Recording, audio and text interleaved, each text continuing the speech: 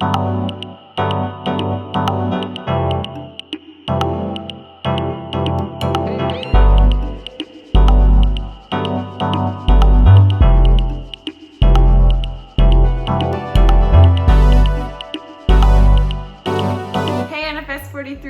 we are back to talk about the trace minerals, and the trace minerals are just the minerals that we need in smaller amounts, so smaller than 100 milligrams per day.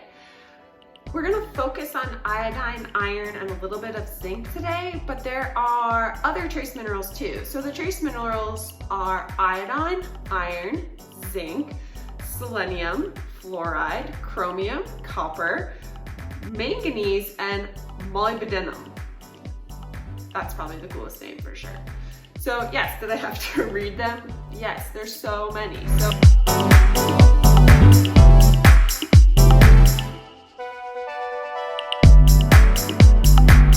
All right, let's start with iodine, because iodine is part of a really important hormone. It's part of the hormone thyroxine, which is made by the thyroid gland.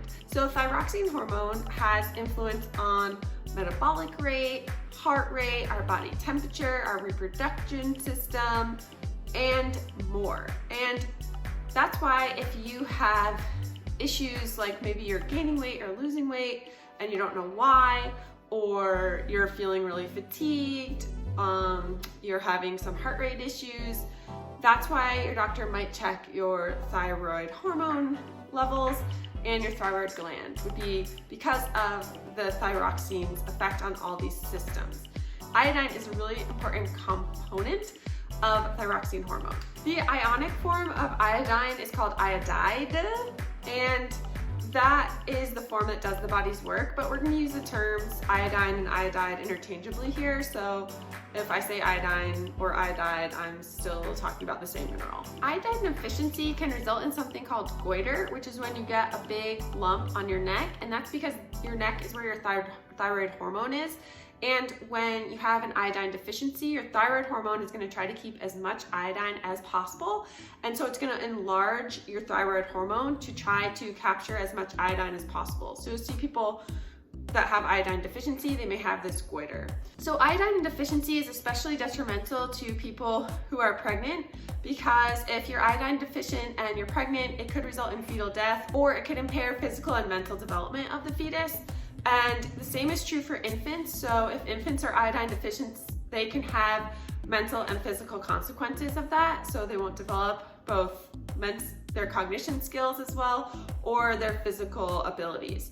And so you really want to make sure that pregnant people and young children are getting enough iodine, and then obviously adults want enough iodine too. I think one of the coolest fun facts about iodine, and you know, the minerals can start to run together, so I like to highlight a fun fact about each of them, but the fun fact about iodine is that the biggest source is the ocean.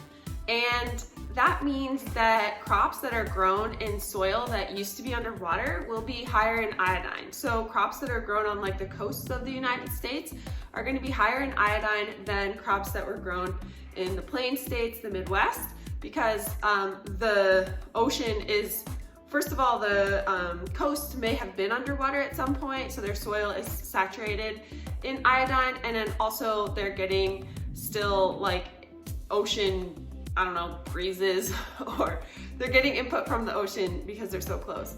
So in places where there is not a lot of ocean exposure, or the ground was never underwater, there used to be a big problem with iodine deficiency. However, we started in this country iodizing our salt. So you can find salt that is iodized. So here's Morton's iodized salt. And this is salt where iodine has been added to the salt. And we talked last video about how prevalent sodium and salt is in many of our foods. So if iodized salt is being added to food, then you're going to decrease the likelihood of having an iodine deficiency. And you don't need that much iodized salt to meet your requirements. So less than half a teaspoon of iodized salt will meet the RDI for iodine, so you don't have to eat that much.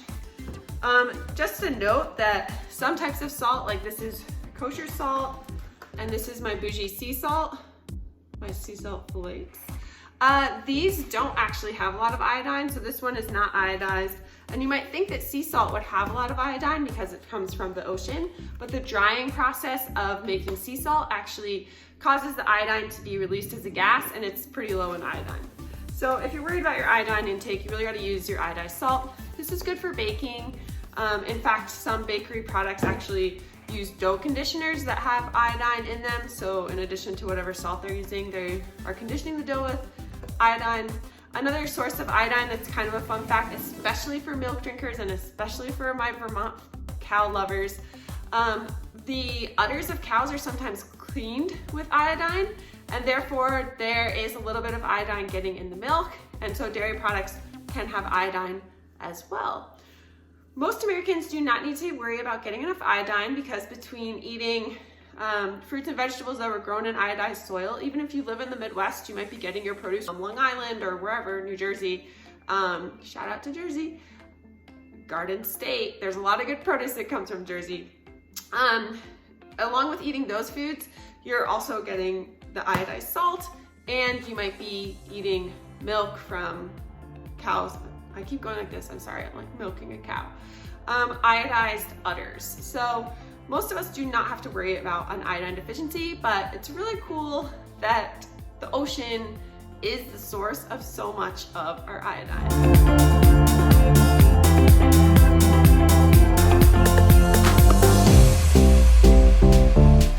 Let's talk now about iron. And iron is in every living cell. So every cell in your body has iron. So most iron is going to be found in two proteins. In your muscles, we find it in the protein myoglobin, and in your red blood cells, we find it in the protein hemoglobin. So that's where we find most iron in our bodies. Iron has several really important roles. So I mentioned that iron is found in hemoglobin in your red blood cells, and hemoglobin is involved in carrying oxygen from your lungs to your tissues. And you know, we're always breathing, we always need new oxygen, we can't go long without having oxygen.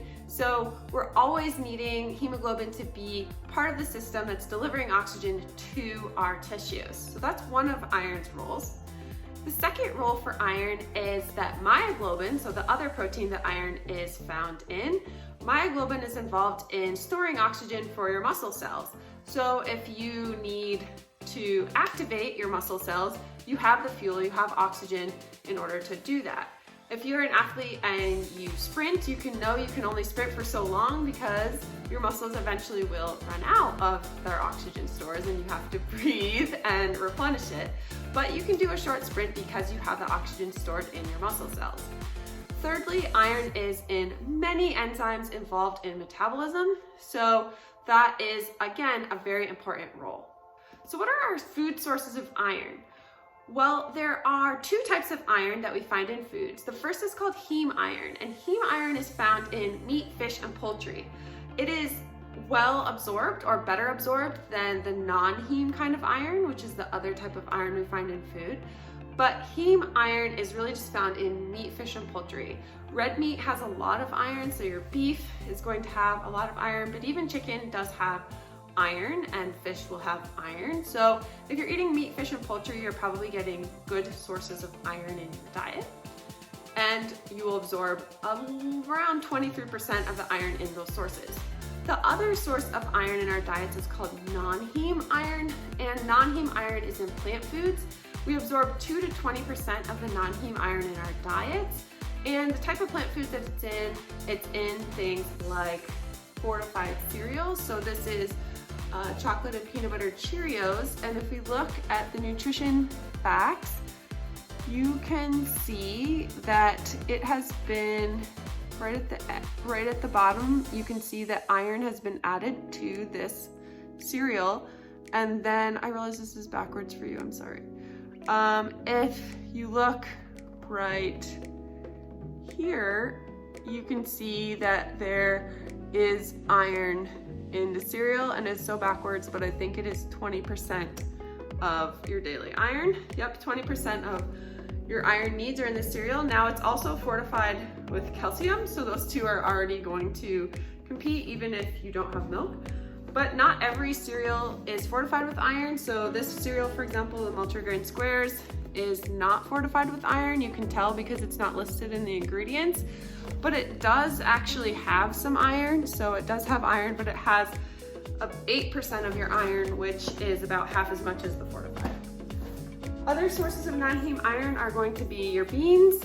So black beans or white beans, they're both going to have iron. And then another source of iron is your leafy greens like spinach, another great source of non-heme iron. But remember that we're only absorbing about 2 to 20% of our non-heme irons. Doesn't mean it's impossible to get your iron needs met being a vegetarian or a vegan, but you're going to want to pay attention to eating these iron-containing foods. Meat, fish, and poultry also contain something called MFP factor, or meat, fish, and poultry factor. And this is kind of a cool thing because what it will do is that it enhances the absorption of non-heme iron in other foods.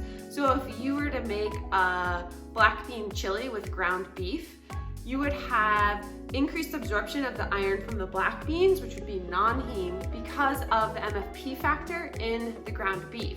So if you combined meat foods with other sources of iron, you are likely to absorb more iron from the non-meat parts of your meal. So that's a great reason for eating meals. There are other factors that also will increase iron absorption, including like vitamin C. So if you made your chili with the tomato base, you have some vitamin C in there, and that's going to increase your iron absorption. So vitamin C increases iron absorption too. So that could be something like eating an iron fortified cereal with a glass of orange juice. Now, cereal is an interesting example because there are several things that decrease iron absorption. One of them is calcium. So calcium and phosphorus compete with iron for absorption. So if you eat cereal that might have iron fortified in it, and you eat it with milk, you are going to have the calcium and the iron competing for absorption. So you won't get full absorption of either of them. Doesn't mean you shouldn't eat cereal with milk and have it be iron fortified. You're just not going to get all the iron that is listed on the label. Another thing that will decrease absorption of iron is the tannins in tea. So if you're drinking tea along with like a spinach salad or something, spinach has iron, you're not going to get as much iron from that spinach. And then phytates in whole grains and legumes will also decrease iron absorption.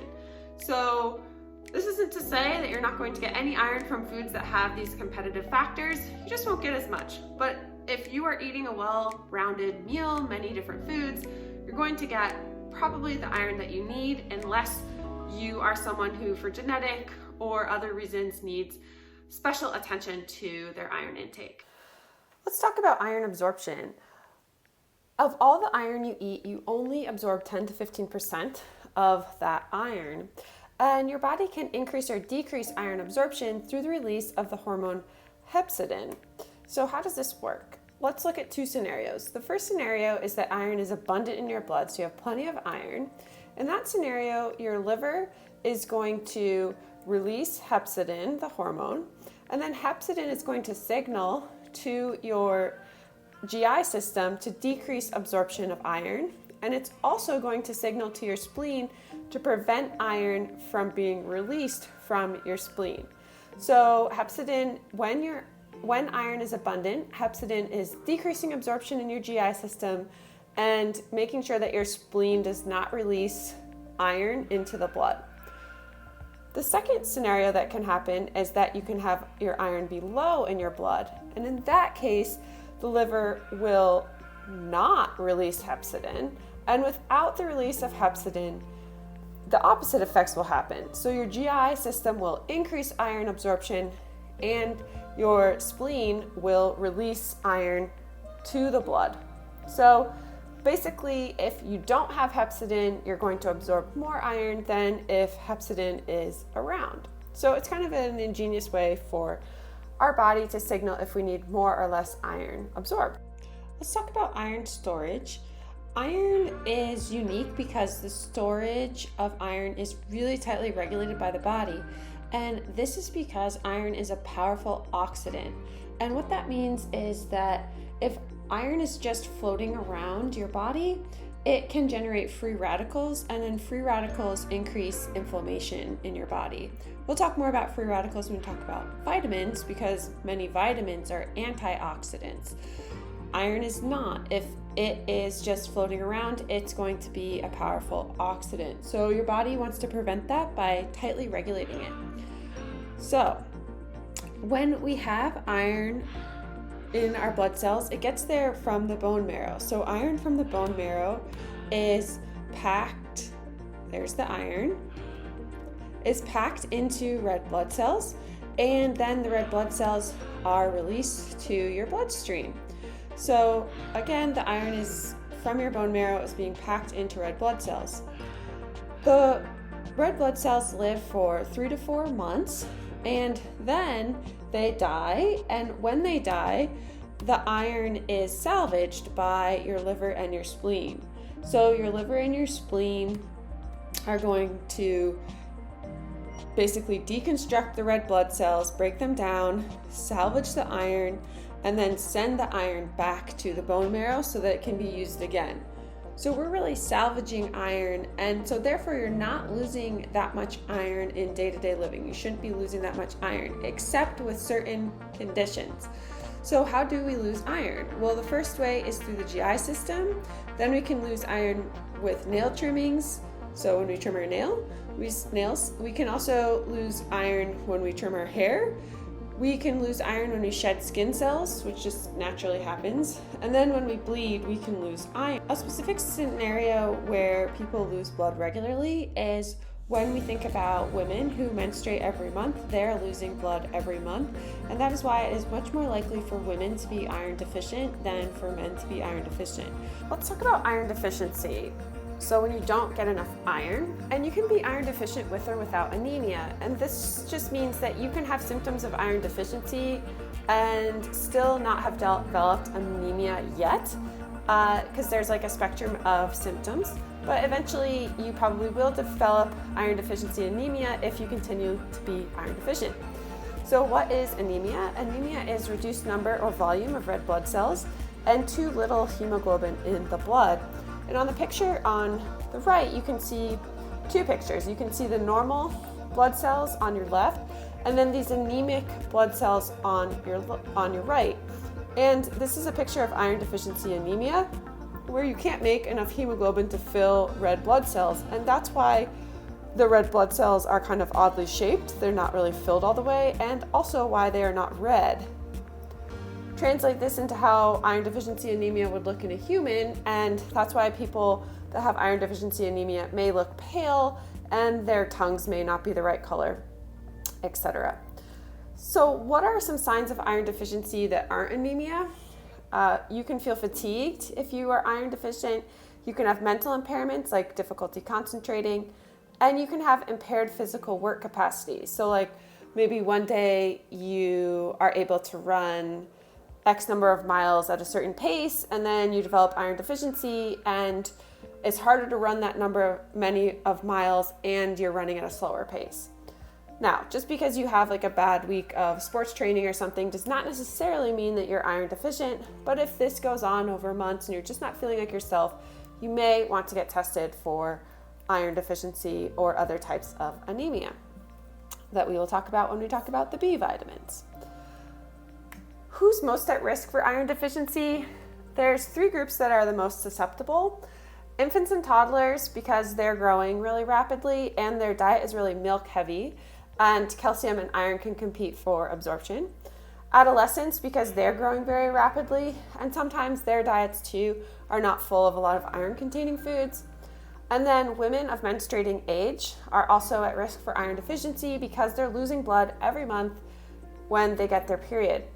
And, every woman is going to be different in the amount of blood she loses, but certainly for women who end up losing a lot of blood every month, iron deficiency can become a real concern, and you can talk to your gynecologist about different methods to kind of reduce the amount of blood that you might lose every month, including going on birth control or an IUD, or making sure that you increase the amount of iron in your diet. So there are ways, of course, to treat iron deficiency if you're a woman and you lose a lot of blood every month, but it's just something to talk to your gynecologist about.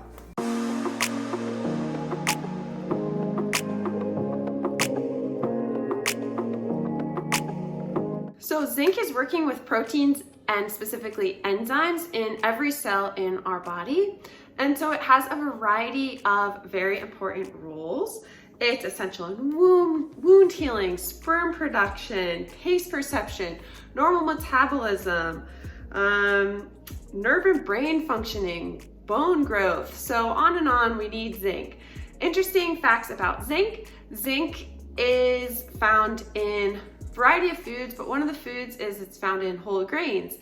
But if you don't leaven your bread, so you don't put in yeast so that it rises, there is too much of these phytates and fiber for us to really access the zinc.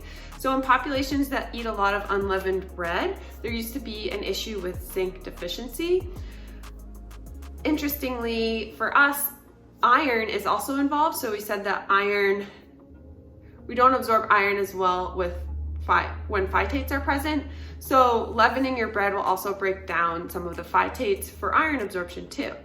So we want to leaven our bread to provide us more access to zinc, iron, and other nutrients that may be in bread. Or just know that if you're eating unleavened bread, you want other sources of zinc and iron. And then a lot of people think that zinc is a magic pill for colds. It's in supplements like Airborne. So Airborne actually has several trace minerals. It has zinc, selenium, and manganese. And by taking Airborne, people think that they are going to prevent colds or keep them from happening. But science has only shown that zinc might reduce cold duration, but it doesn't by 1 to 2 days. So it's not going to be a panacea. So zinc might reduce cold durations by 1 to 2 days. Not really well proven though. So if it makes you feel better to take a little Airborne, you can. Be careful about taking the supplements that go like up your nose, like the Zicam sprays and stuff, because those can impact your taste and smell, and some of it can be non-reversible. So be careful about not overdosing on those cold supplements, especially because they may just help us as placebo effects in our mind and not really be decreasing our risk for colds or other viruses.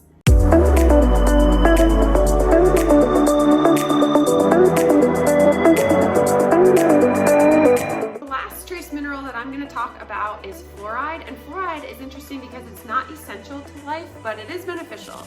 And it's beneficial because it really reinforces our teeth. So we talked a little bit about teeth structure and calcium and how they have something called hydroxyapatite, and fluoride is going to go in and really help to reinforce that structure. So we want to be having fluoride for strong teeth. That is why a lot of toothpaste have fluoride in them. That's why the dentist might apply fluoride to your teeth. It is why public water supplies are often supplemented with fluoride. So you can look into whether your water system in your town has fluoride. And it's a bit controversial because some people don't think that fluoride should be added to the water because if you get too much fluoride, you can have something called fluorosis, which will basically yellow your teeth. So you don't want that. And you also don't want to ingest fluoride in large amounts. So for young kids, that's why they make kid toothpaste, because the kid toothpaste is not going to have fluoride, because when young kids are brushing their teeth, sometimes they swallow the toothpaste instead of spitting it back out. And you just really want the fluoride to be on your teeth, not like through your whole system. So kids toothpaste is not going to have as much or any fluoride compared to adult toothpaste. But fluoride is helpful for preventing dental caries or cavities and just generally strengthening our teeth. And it's mostly found in water that's been fluoridated or in toothpaste or supplements that your dentist gives you. Okay guys, so that was the end of the trace minerals that I'm gonna discuss. There are a lot, and even your book mentions there are some candidates. So compounds like cobalt that we're still looking into that might be trace minerals actually, but they're needed in such small amounts that we are not really sure. So just a good reason to eat a wide variety of foods so that you're getting all these, and then you can probably rest assured that you're getting all the trace minerals you need. But next time we are going to talk about vitamins. So we're switching from minerals to vitamins, and I will be excited to see you there. Bye.